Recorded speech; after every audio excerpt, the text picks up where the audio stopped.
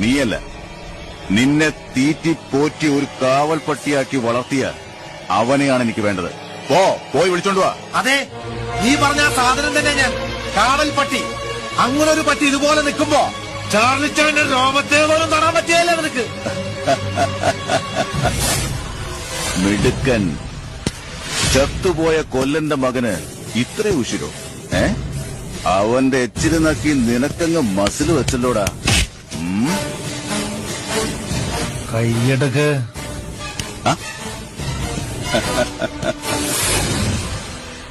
നന്ദി കെട്ട നായെ.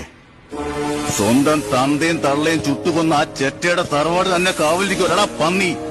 പോയി വിളിച്ചോടാ ആ നായിന്റെ മൂനെ.